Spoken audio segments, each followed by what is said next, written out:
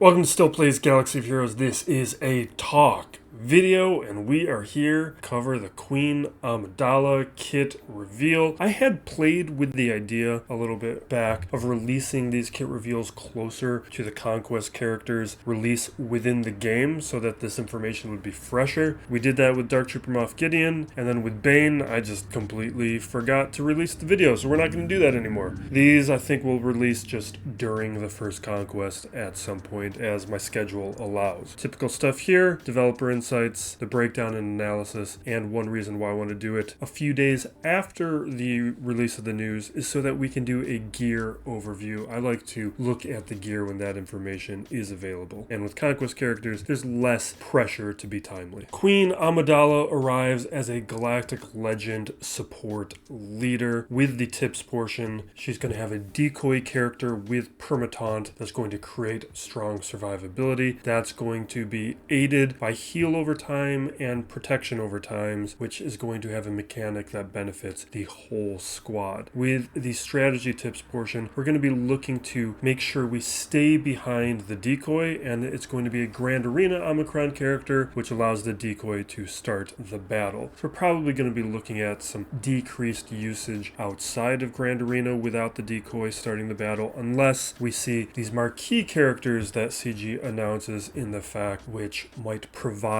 that territory war, territory battle usage. What we are seeing as our forthcoming marquees is going to include Master Qui-Gon and Padawan Obi-Wan, henceforth referred to as Rat Tail Obi-Wan Kenobi. Now for this kit, CG is going to keep saying Handmaiden decoy. Her name is Sabe, and she was played by Keira Knightley. So let's put some respect on her name. Keep that in mind. When I say Sabe, we are talking about the Handmaiden decoy. Also, in the Vader comics, Sabe has a major role. Vader returns to Naboo, thinks Padme is alive, only to find Sabe, and then she gets corrupted by Vader, and they fight along each other for a little while, going on some fun adventures. It's a great read, and hopefully we get to see her added to the game in this version at some point. We're going to begin our kit breakdown and analysis. For this kit, we're going to start with the unique abilities and the leadership, because everything that follows from here needs to be understood within that context. The first unique ability, Loyal Guard, this is a Zeta and Omicron ability. Queen Amidala has plus 20% max health and max protection, plus 10% crit chance and crit damage, and all allies are immune to cooldown manipulation. Mass immunity to cooldown manipulation without an Omicron, that means it's going to be working in all game modes. That's a big one, which creates a high floor to this character. Next, whenever Sabe is summoned, she taunts until she is defeated, which can't be dispelled or prevented. That's straightforward. That's the permataunt condition. Sabe is also going to be immune to all other buffs and debuffs and doesn't take turns, but even though she can't take turns, she can assist. So this means that she can't be stunned or dazed, so that assist is going to be reliable. Whenever Sabe is defeated by an enemy, the enemy who defeated her is inflicted with doubt, and Queen Amidala is going to gain a bonus turn and damage immunity whenever Sabe is defeated. And as long as we are timing everything appropriately, that means the bonus turn ensures that we can bring Sabe back to the table quickly, and the damage immunity ensures we don't lose Padme while she's vulnerable. We'll talk a little bit about this more when we get to the ability that will bring Sabe back. While Sabe is active, first off, Sabe is immune to the effects that are going to be described herein, but they will persist when the decoy is defeated, but dispelled when Queen Amidala is defeated. This portion of the unique here, though, is key, and this is why we are starting with the unique ability. Whenever a heal over time or protection over time expires on a Galactic Republic ally, they are going to recover 5% health and protection. Whenever heal over time or protection over time expires on Queen Amidala, she gains a stack of Queen's protection, which maxes out at 10. And for each stack of Queen's protection, all other Galactic Republic allies gain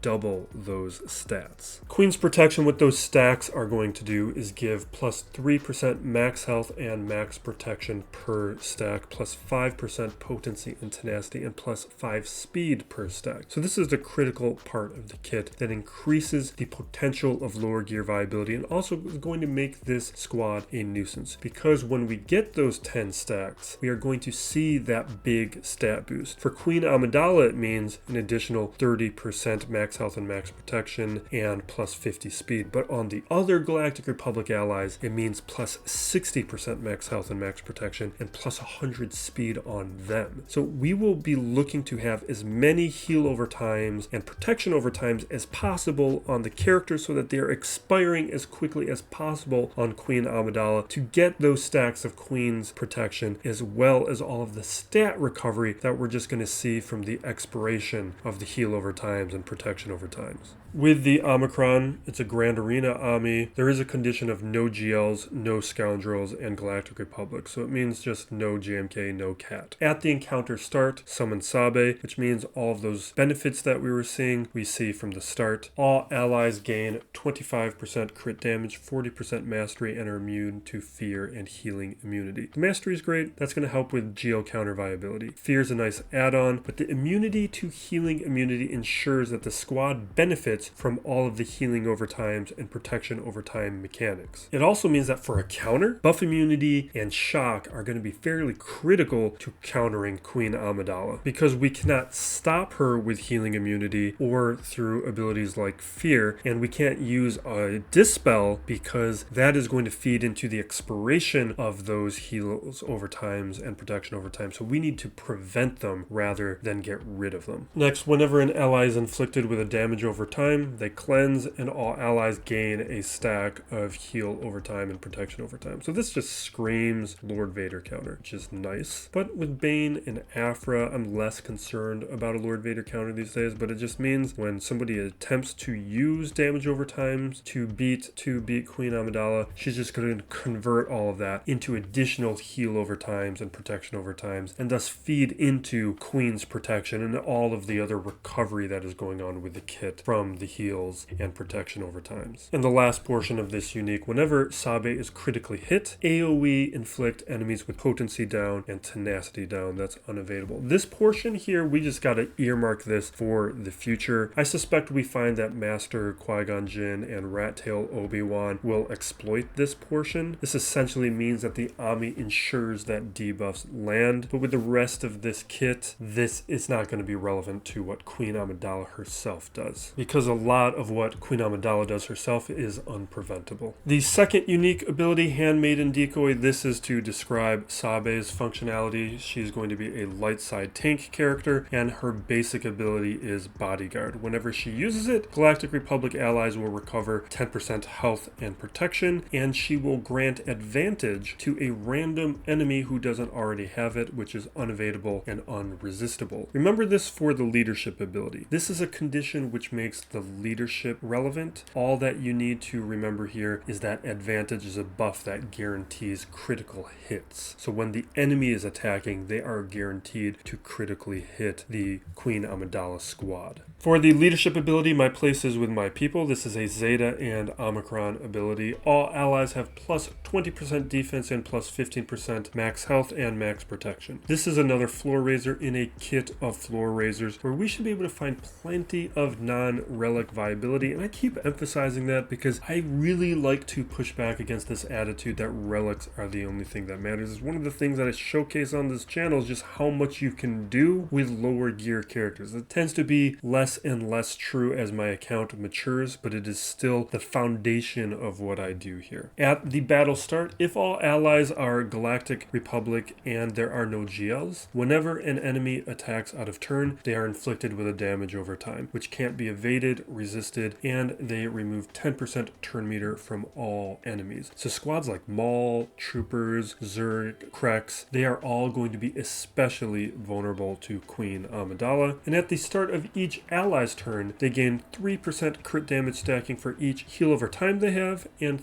plus 3% offense stacking for each protection over time they have until the end of their turn. So this is even more incentive to have as many heal over times and protection over times around. And we will return to this after we get through this kit, where I want to talk a little bit about Luminara. Whenever an enemy critically hits an ally, that enemy receives minus 5% crit damage, defense, and offense. That stacks to a max of negative 50% until the encounter ends. So this is what we called out from the second unique ability, Sabe's unique. Those enemies that receive advantage from that unique, they are going to be guaranteed to critically hit and thus guaranteed to receive the consequences of the stacking stat loss. And now for the Omicron portion, Grand Arena Ami, if there are no GLs. Whenever an ally uses a special ability, they gain role-based bonuses. Attackers will gain offense up and call another random ally to assist with 20% more damage. Tanks are going to recover 25% health and protection, and supports and healers are going to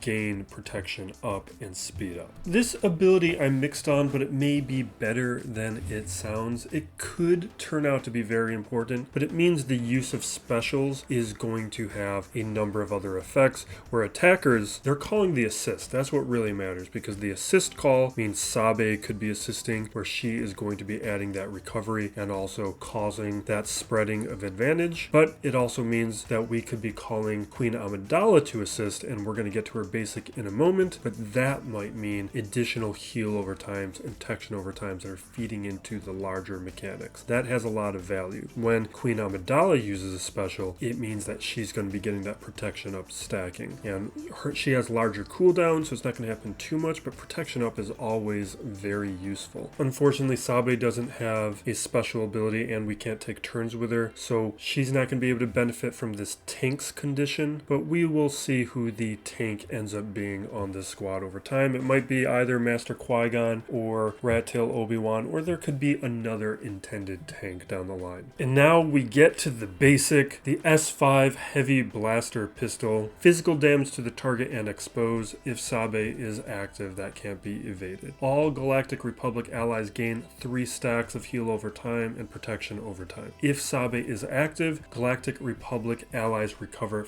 5% health and protection. So we get a twofold effect here. Every time Queen Amidala uses her basic, she is spreading to all allies 3 stacks of heal over time and protection over time, which feeds into not only a bunch of recovery, but also the Queen's protection stacks that she receives as these buffs expire. And Queen's protection is giving a big stat boost to the whole squad as it stacks. And remember from the leader Ami, Queen Amidala can be called to assist whenever a special is used. So potentially there could be regular assisting going on, which is feeding into a cycle of constant heals and constantly spreading heal over time and protection over time. The first special ability, I'm Queen Amidala, cooldown of 3. It's an Omicron ability. AoE enemy buff dispel and AoE physical damage. All allies are going to gain accuracy up, and if Sabe is active, stagger the target, which is unevadable and unresistible. All Galactic Republic allies are also going to gain defense penetration up and 3 stacks of heal over time and protection over time. The base ability here is fine. I like the stagger. I like the additional stacks of heal over time and protection over time, and I like a buff dispel. But this right now, without the Omicron, is a bit more of a control ability that's also feeding into the larger mechanics of Queen Amidala. But once we add on the Grand Arena Ami, things start looking a lot different. Again, there's that no GL condition, but this attack ignores protection, and that's always big. All allies gain crit damage up and 4 stacks of heal over time and protection over time, and AoE inflict enemies with a stack of damage over time for each active Galactic Republic ally. Also speed down and vulnerable. Increase the cooldowns by 1, that's unresistible, and if Sabe is active, this ability is unevadable.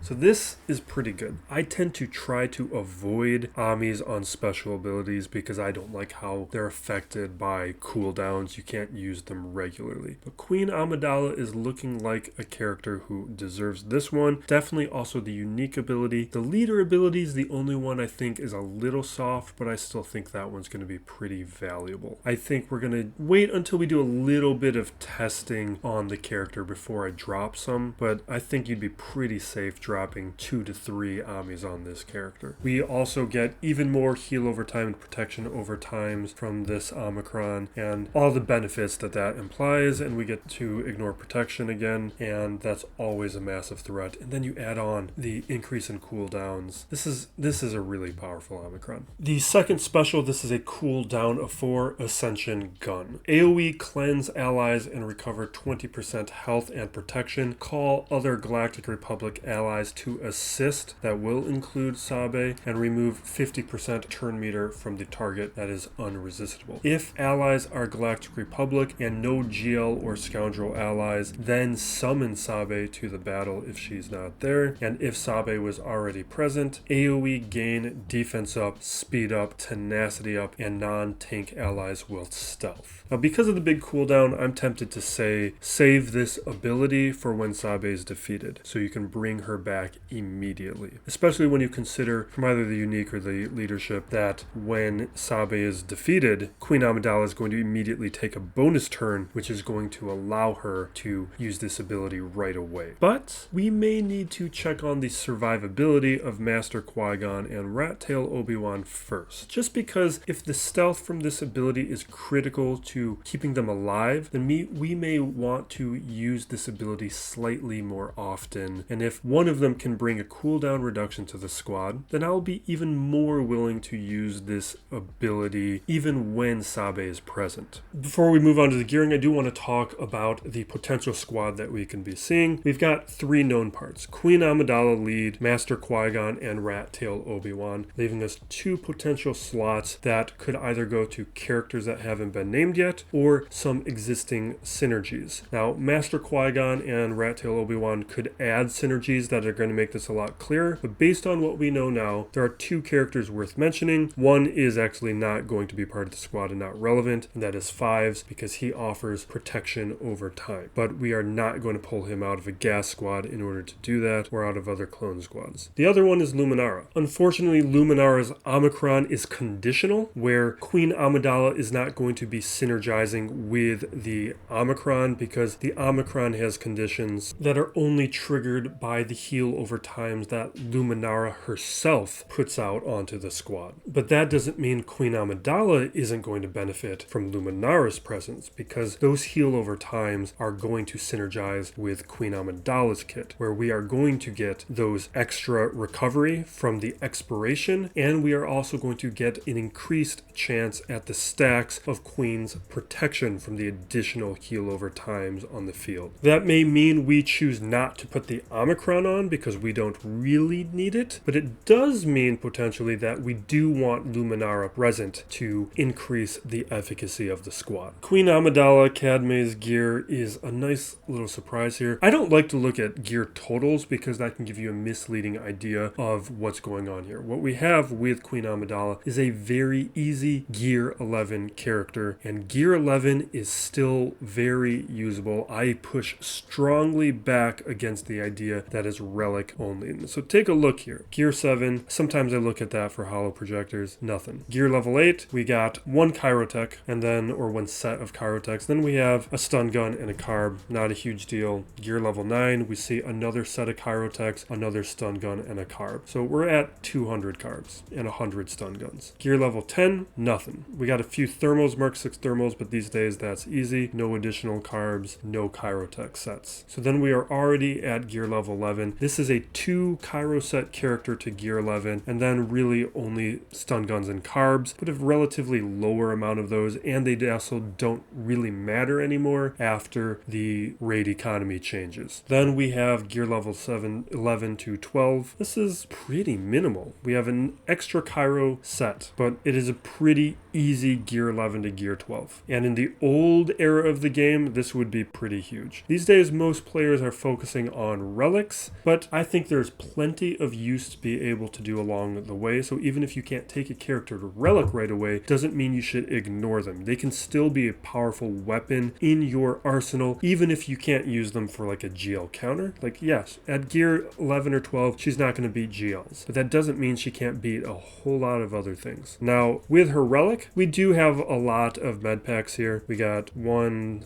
2. That's not terrible. It's only 2. There's characters with 3 or 4. Then with the rest of this, we do have the finisher of the Karo Shock Prod. That is the harder of the 2. But overall, this is fairly easy. We got 1 Fusion Furnace. Then we have some of the easier of the left side pieces. And overall, I think we're looking at a very quick to relic character. Because even at relics, we're looking at standard stuff. Fairly average. Overall, I think we're looking at a pretty solid Conquest character, even though we have a lot of unknowns. But we have other Conquest information that I put out. Yesterday, I threw out my breakdown of the data discs, datacrons, and the feats and the squads that I'm going to be utilizing. That's going to be a regular feature moving forward. And then I'm also going to try and get out a Jedi Knight Calcestis video before his event starts tomorrow. So look out for that stuff. Thank you for watching. Be excellent to each other, everybody. This is still Plays Galaxy of Heroes.